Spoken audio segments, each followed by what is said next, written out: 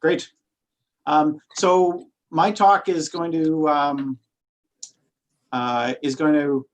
be a little bit participatory. I'll give the first part as somewhat of a lecture, and then I'll have a section where I'll ask for some input from you guys, and then we'll break out into sessions and have just a little bit of discussion, and then we'll come back and compare notes for that. As we heard in our introductions today, there are many different careers and pathways. So not one person can give advice to all different career pathways. So when I'm speaking, I'll be speaking from my own perspective as a basic scientist, PhD basic scientist.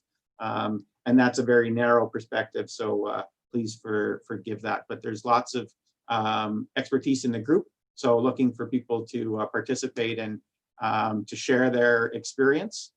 We wanted to have this session at the beginning as a bit of an icebreaker when we break into our groups, so that you get to know each other a little bit, and maybe expand your network. I know that there's some people doing immunology research. Denise mentioned that she's a bacteriologist that's now looking at the impact of AMR bugs on the immune system, which is really cool. So lots of opportunities to expand your network. I think the greatest learning that you'll have is probably from each other, not necessarily from myself, or the other speakers will be great, but your participation will ensure that we learn from each other. So just to give you a sense for where I'm coming from. So I did my undergrad, finished that at the age of 22, did a PhD, and then a postdoc down in the States for 4 years, and then moved into industry for a year. And so my first job really was when I turned 34. And I don't think that that's all that uncommon, and I find that number is actually moving up.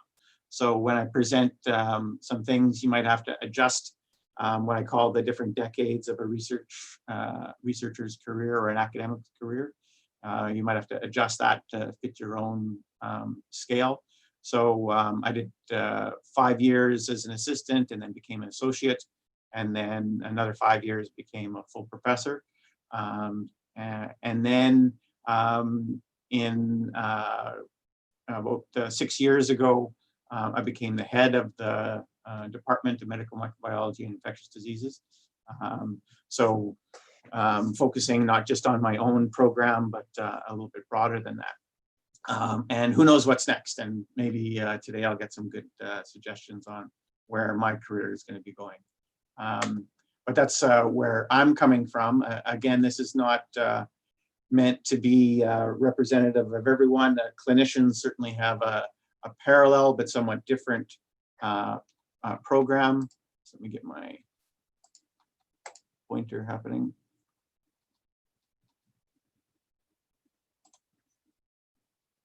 Okay, great. Again, I usually spend your 20s in in your formal education, and then your early 30s in training, whether that's a postdoc or whether that's a clinical fellowship. Those all vary, but oftentimes by the mid to late 30s, that's when someone's formal academic career starts. And again, not everyone's in an academic stream, but yours would be parallel to that. And then this is what I have sort of focus on today, is the different decades of your career. And again, there's lots of different ways to think about your career progression. And that's really what I want to think on today, is how your career will change and how you can anticipate that and maybe even plan for it a little bit. So the first decade I called sort of the establishment decade. And then I'm 54 now, so I'm just leaving my comfort zone. That's a decade that I'll describe a little bit, where you're sort of comfortable in what you're doing. Then a builder decade, and then an influencer decade. And again, these are just terms that I made up. I didn't pull them from anywhere. So they're as valid as me making up anything else, which isn't very valid, but it's what I did. So what's the establishment decade? And this is where I think a lot of you are maybe in the middle of now, and looking to move on from there. So this is sort of the first decade of your academic career. And I've broken down things to think about as research, service, and teaching. But again, many people are clinicians, and so they would have a clinical component to that as well that I can't speak to, so I won't.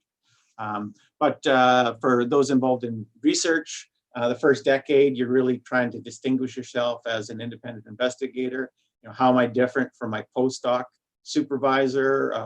What is really my thing? What can I claim as my first, my own area of research? Getting your first grant is the best thing. I remember when I got my first grant, it was like the most awesome thing in the whole world. And you start bringing people in your lab, and that's one of the greatest things about your early career days, is bringing people into your lab. And Paul McLaren was my first student, and I think he might have a different experience, but for me, it couldn't have been picked a better person.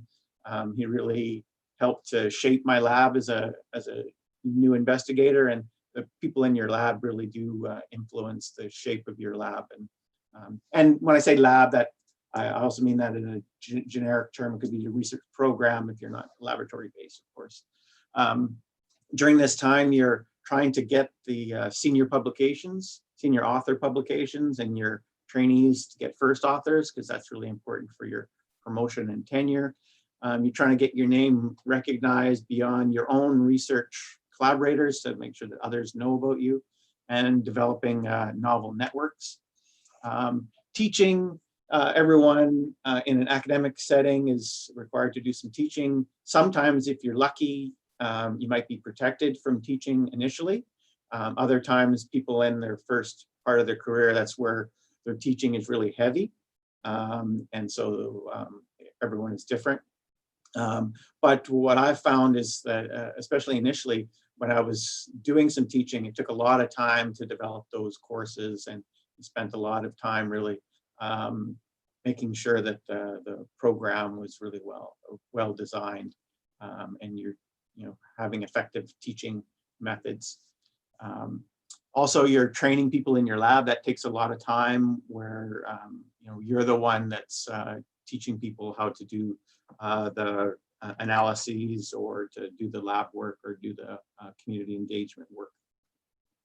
And then in terms of service, you're trying to get, you're actually going out and seeking opportunities to get involved, grant review panels, recruitment committees, different ways you're trying to go out there and get your name known. And the overall thing is that you're very focused on your own program. Like, how do I get started? How do I get my name known to the wider community? So the comfort zone decade, and again, wherever that falls for you, what does that look like? So you're starting to expand your experience a little bit.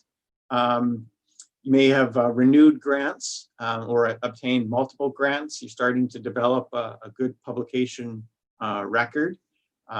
You're getting known nationally and internationally. And the focus of your research extends beyond your own research program, and your network of collaborations is expanding. And leadership opportunities present themselves, whether, sometimes whether you're looking for them or not. And a theme that I'll come back to is that leadership opportunities are great, and you should not necessarily accept too many of them in your first decade, but in your second decade, I think it's a time to take on some leadership.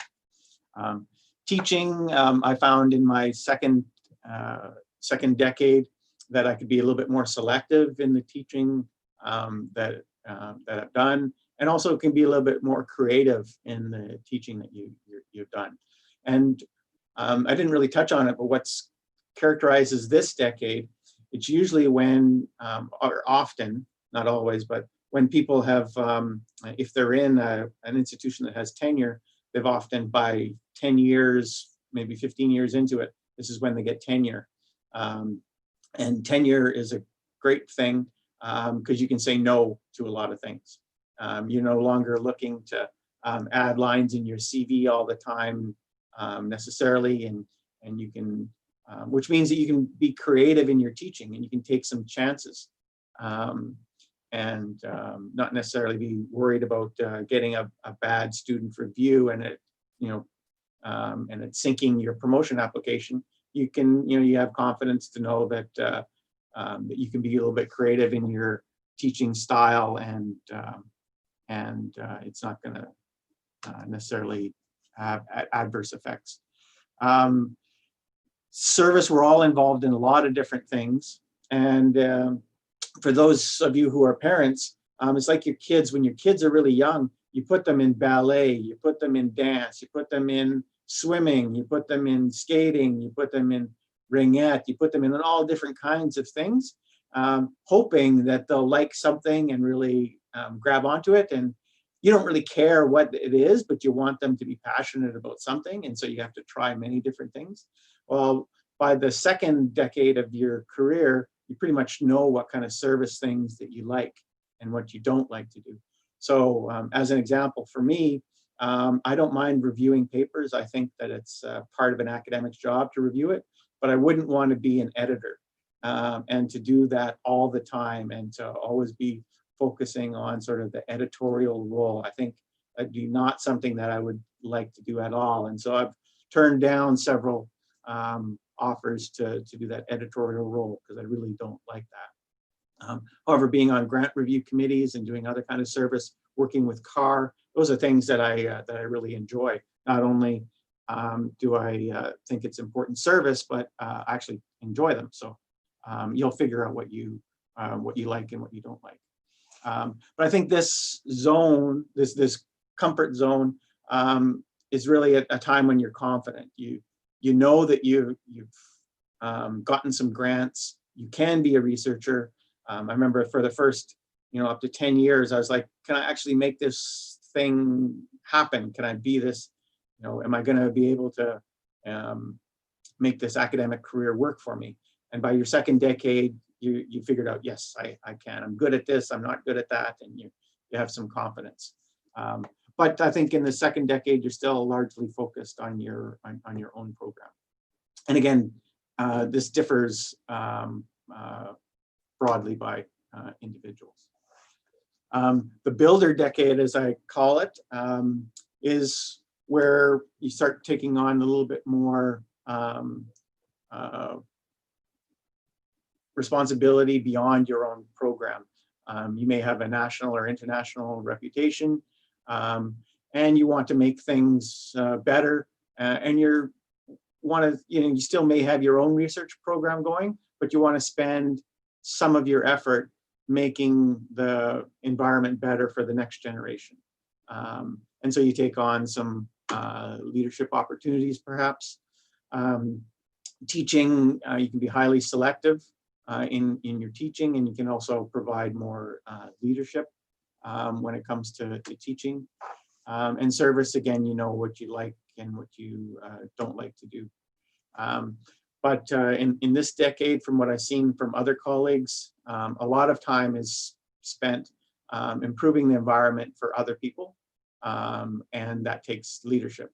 And leadership is required to make change and to improve things.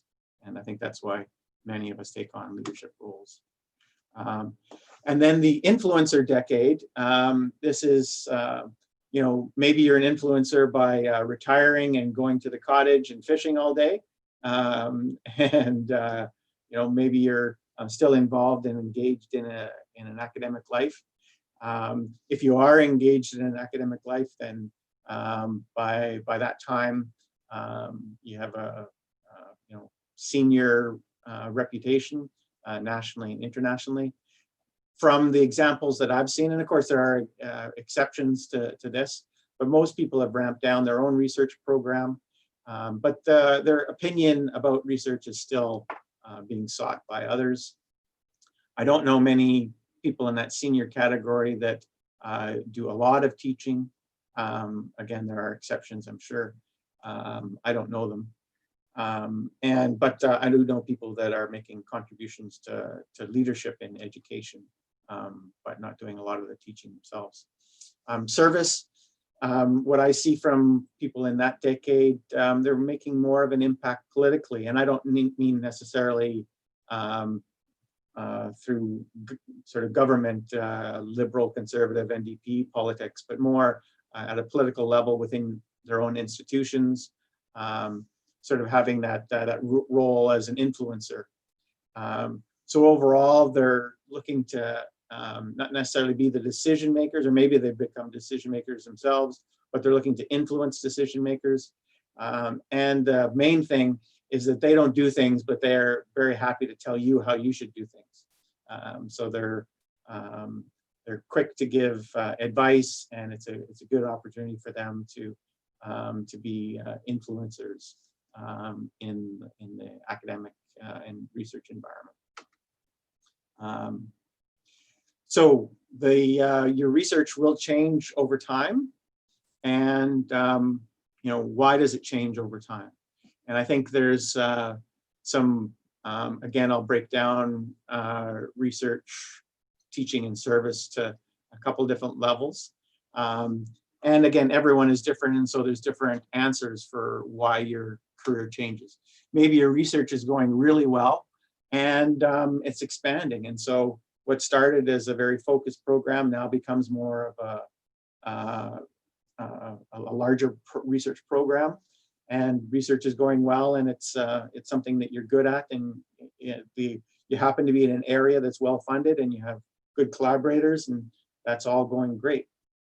However, research is highly competitive. I feel like a hamster on a wheel. Oftentimes, I put in a grant. Sometimes the odd time I'm lucky to get a grant and celebrate it, and woohoo, and I feel like I celebrate for about a week, and then you're on the hamster wheel again, writing the next grant. So it's highly competitive, and it's exhausting.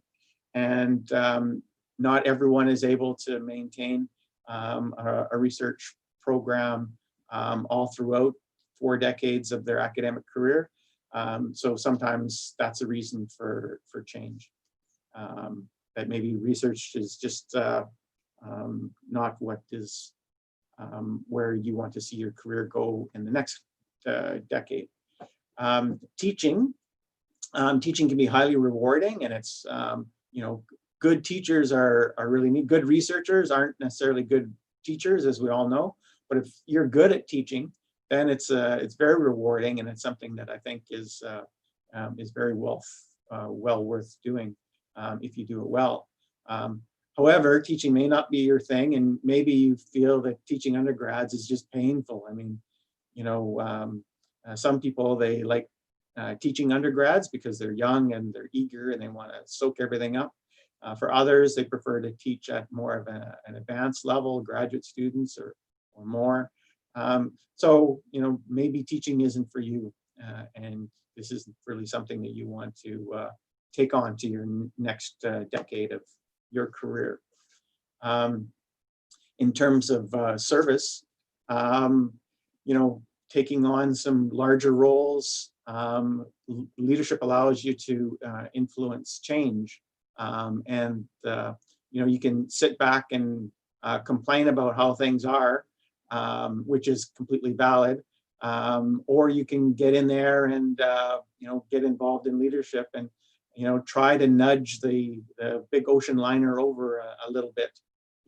Sometimes you can make big changes, and sometimes you can make small changes, but I think leadership is an opportunity to make change.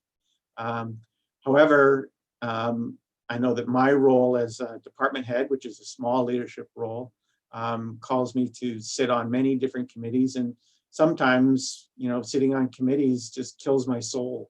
It's just like, why are we here? I'm spending 2 hours talking about a topic that is of no interest to me.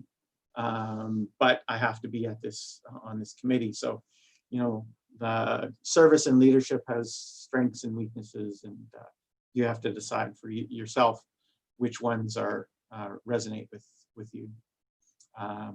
So I've talked to a number of colleagues and gotten some advice about sort of what should you be thinking of as your career advances. Along the mentorship theme, plan who you want to mentor. So, if someone says, "Oh, will you mentor me?" You don't have to agree to that. If it makes sense and if you're interested, I mean, it takes a lot to mentor someone, and you should be engaged and involved in that individual. And if you're not, then your advice to them may not be all that sage.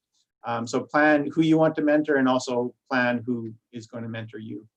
Other advice I got is that once you get a certain level, you want to recruit good people, and recruit people who are should be your future boss. Plan to recruit the person who's going to replace you. I think that was good advice. This is a colleague who had a very exciting research program, but he just it was something that he just couldn't necessarily sustain. And he, during his research, he made the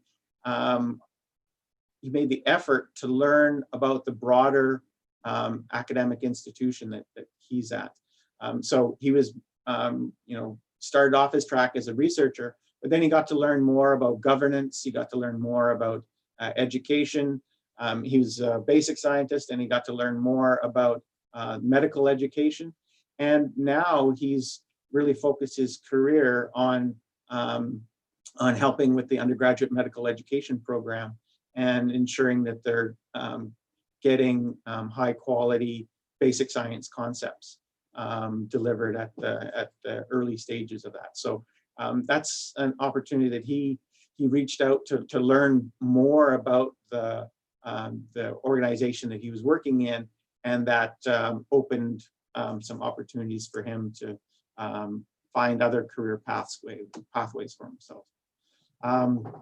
Other advice was to jealously protect the things that you're passionate about. If teaching is something that you're passionate about, then don't let other things interfere with that. Really protect that, and same with research. This is advice that I'll give, but I never took myself. Was make sure you take advantage of sabbaticals or administrative leaves. I was 20 years before I first took my first leave, and that I think was a lost opportunity. Life just gets busy, and it's not like I didn't want to take a sabbatical, but it's complicated to figure out how to do a sabbatical. Am I going away? I have a wife with a job. I have kids in school. I just didn't figure it out, and I think the people that do figure it out, really take advantage of those, and they're important opportunities. Another advice I got was look outside your own institution for opportunities.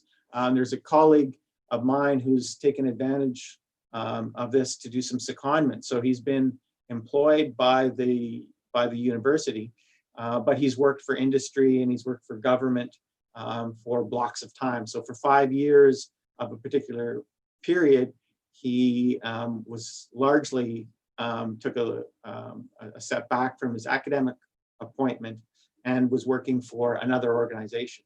And I think that allows tremendous flexibility in terms of what you are able to do. And I think academic institutions are quite flexible in allowing you to do that. As a department head, if I have someone who wants to do this, the organization that the person is moving to will pay for their salary because they're going to be working for them. That means that I get to keep that person's salary and use it for other things. their university salary. So it does allow some flexibility, and I think institutions are flexible. And so if a great opportunity comes along, you don't necessarily have to quit your job to take advantage of opportunities beyond your own institution. And then again, with the mentorship, pick a mentor, someone that you respect and that you like, and someone whose career pathway is something that you would like to emulate. I think you're all doing this by attending today, but put a little effort into career planning by thinking ahead a little bit. And just to give you an example of that, I did a PubMed search yesterday about mid-career and academic development. And here's just some of the titles. So, there's a whole literature, academic literature on career development. So for example, Toto, I have a feeling we're not in Kansas anymore, navigating the mid-career transition to academic medicine. So this is a paper about someone that was mainly in private clinical practice, and they were engaged a little bit in academic medicine, but they wanted to move more into that. And so had a lot of good advice on that. And then lessons learned from the initial 4 years of the Society for British Medicine Mid-Career Learning Institute. And they had several points that I think were valid. Designing academic career trajectories, identifying internal assets and evaluating external challenges. So again, someone has thought of some of those things, so you don't have to reinvent the wheel. And this one I'll highlight, increasing promotion of women faculty in academic medicine, impact of a national career development program. And this is, there's been a whole series of publications on this one from this national career development program. This one focuses on that women who attend national career development or career development programs have a better chance of getting promoted. And I'll give some data, a little bit earlier data that shows sort of a similar finding from the same group. There was also a paper a little bit older now from 2016 about mid-career faculty development in academic medicine. How does it impact faculty and institutional vitality? And so this was a set of 16 different competencies that people who go out and develop mid-career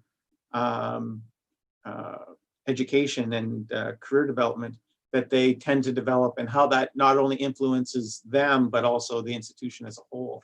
So things like being able to appraise strengths and areas for growth, understanding disruptive innovation, change in leadership, staff and team building, communicating effectively, professional resilience, partnerships, educating the next generation, the value proposition, improving quality and efficiency, individual development plan, organizational savvy. And that's sort of what I was referring to earlier, where, if you explore a little bit more your own organization and the structure, you can maybe understand how to work in that system a little bit more effectively.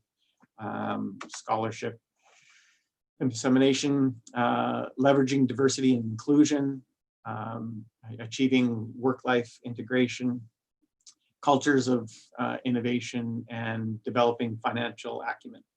So these are all different competencies that they felt that people that developed sort of took the energy to develop a little bit of mid-career faculty development where these improved. So in your own institution, by focusing on these type of things for your own faculty, then the whole institution will benefit as well.